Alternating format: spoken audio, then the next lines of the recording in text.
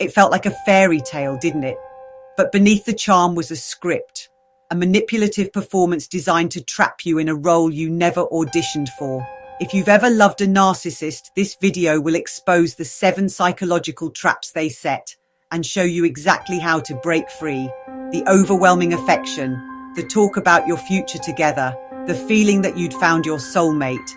But now, the fairy tale has turned into a nightmare. You find yourself constantly on edge, totally confused by their wild mood swings, and somehow feeling like their happiness is your full-time job. If that sounds even a little familiar, you're not alone, and you're not going mad. You've likely been pulled into a trap that was built just for you. It's helpful to think of it like this. For a narcissist, life is a film where they are the star and the director, and everyone else is just an actor playing a part. This mindset makes it easy for them to manipulate people, because they don't feel the real-world consequences of their actions in the same way. So, today we're going to pull back the curtain on the 7 ways narcissists lure you into a fake love story. The goal is to help you see the cage for what it is, so you can finally start to find your way out. And just before we dive in, please don't forget to like, subscribe, and hit the bell so you never miss another video on this new channel. The very first trap they set, and the one that everything else is built on, is love bombing. This isn't just a passionate whirlwind romance. It's a deliberate manipulation tactic designed to get you hooked.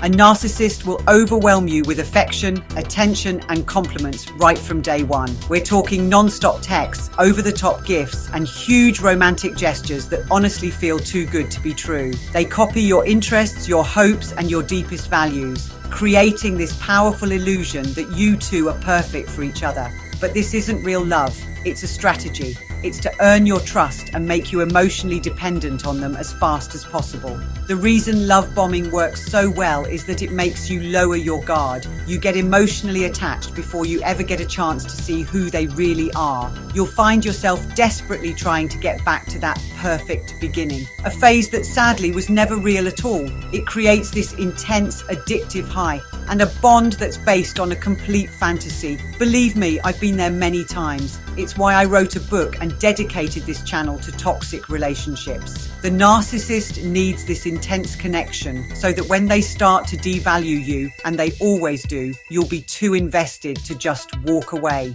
You'll find yourself desperately trying to get back to that perfect beginning. A phase that sadly was never real at all.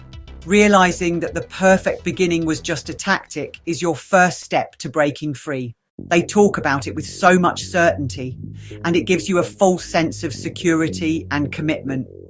Once you're hooked by the love bombing, the narcissist sets trap number 2, future faking.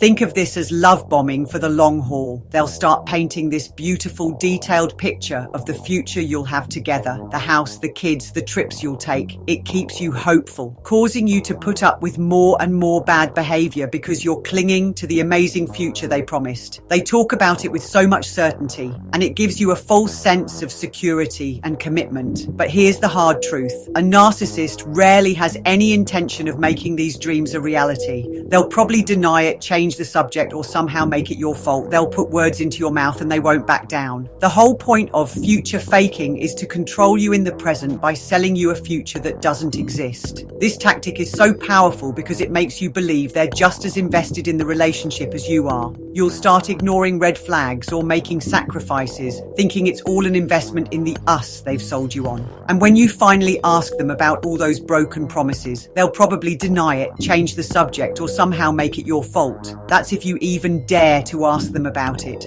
Seeing future faking for what it is, a tool to control you right now, helps you realize you're not building a future. You're being held hostage by a fantasy. The third trap is sneaky, and it happens so gradually you might not even see it coming. Isolation.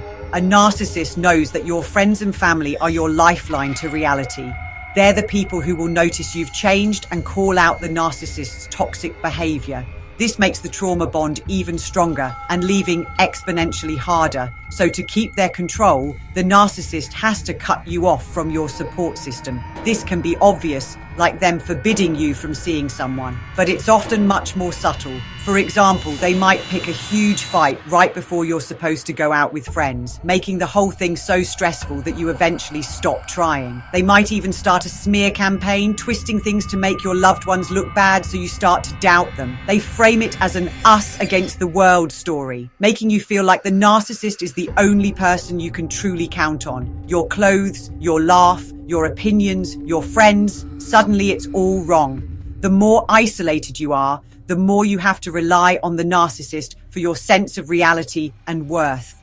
This makes the trauma bond even stronger and leaving exponentially harder. Just reaching out to one trusted friend or family member can be the first step back to the real world. After they've idealized you, the switch flips. Welcome to the fourth trap, devaluation and constant criticism. The idealization phase was just an act, and the devaluation phase is who they really are. The same person who once said you were perfect now finds fault in everything you do. The criticism isn't about your worth, it's a weapon to make you forget it. Your clothes, your laugh, your opinions, your friends, suddenly it's all wrong. This is all designed to chip away at your self-esteem because someone with low self-worth is much easier to control. The endless praise is replaced with constant nitpicking, insults, and even contempt. This is when you start walking on eggshells, always anxious and trying to prevent their next outburst, silent treatment, or disappearance. The emotional whiplash is incredibly confusing and painful. You're left wondering,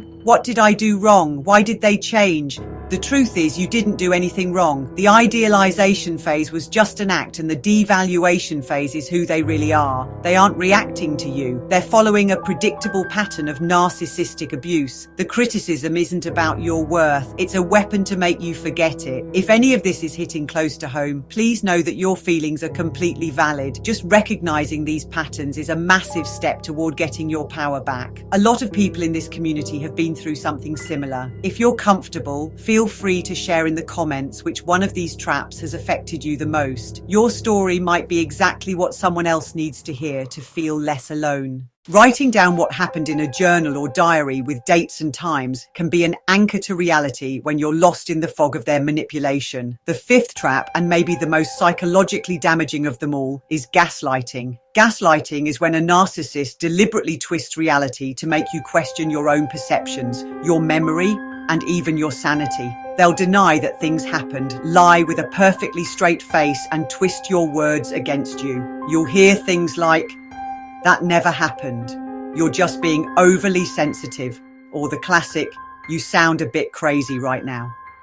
The goal of gaslighting is to completely destroy your sense of reality. When you can no longer trust your own mind, you become totally dependent on the narcissist to tell you what's real. This creates chronic self-doubt, confusion, and anxiety. The unpredictability keeps you in a state of constant hope and anxiety. You start to truly believe that you are the problem, that your reactions are the issue, and that you are responsible for their abuse. So why do people stay once the abuse starts?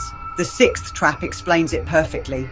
Intermittent reinforcement. This is the unpredictable cycle of abuse followed by random brief moments of kindness. It's the same principle that makes fruit machines so addictive. The narcissist will criticize you, ignore you, and devalue you.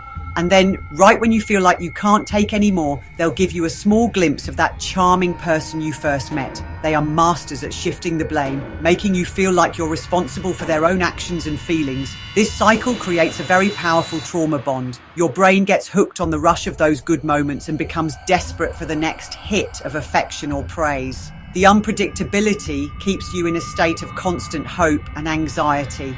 You put up with all the bad stuff because you're addicted to the memory of the good times and the hope that they might come back. This emotional roller coaster is absolutely exhausting, and it's designed to keep you trapped in a loop of confusion and hope. It isn't love, it's a managed cycle of abuse designed to make sure you never leave. The final trap that locks you in the cage is blame shifting and weaponized guilt. A narcissist has an almost unbelievable ability to avoid taking responsibility for anything. Nothing is ever their fault. If they yell at you, it's because you provoked them. If they lie, it's because you weren't being understanding enough. They are masters at shifting the blame, making you feel like you're responsible for their own actions and feelings. They also use guilt as a heavy weapon to control you. They might give you a fake apology like, "I'm sorry you feel that way," which isn't an apology at all. It's just a way to dismiss your feelings and put the blame back on you. Over time, you can internalize all this blame and start to feel a deep sense of guilt and shame on believing that you're just fundamentally broken and hard to love. This is the narcissist's ultimate goal, to convince you that you are the problem so you never hold them accountable for their behavior. Remember, their inability to admit they're wrong comes from their own deep insecurities, and it has nothing to do with you. So, there they are. The 7 traps that a narcissist uses to build a fake love story. It begins with the blinding light of love bombing and the empty promises of future faking. Then they slowly isolate you from anyone who might help, before starting the soul-crushing process of devaluation and twisting your world with gaslighting. You're kept on the hook by the addictive cycle of intermittent reinforcement, and finally locked in place with the heavy chains of blame and guilt. If you've been through this, I want to say it one more time. You are not alone, and none of this is your fault. I was there too. It was heartbreaking every time. Why we always attract these people is for another video, but for now, you were targeted for your kindness, your empathy, and your ability to love, the exact things a narcissist can't understand. Realizing that these are tactics is the biggest and most important step toward getting free. It shatters the fake reality they worked so hard to build and lets you see the truth. The path to healing is real, and it starts the moment you understand that you didn't fall for a person. You fell for a masterfully crafted illusion, and believe me, they will never ever change. You absolutely have the strength to walk off their film set and start writing your new story, the one you truly deserve. As hard as it might seem right now, it is possible. Thanks so much for watching. And remember, you're not alone. If you need support, just reach out using the link below. Also, check the other links in the description. You'll find my free ebook and my Amazon book on toxic relationships if you're ready to dive a little deeper. Please don't forget to like, subscribe, and hit the bell so you never miss another video. Take care, stay strong, and I'll see you in the next video.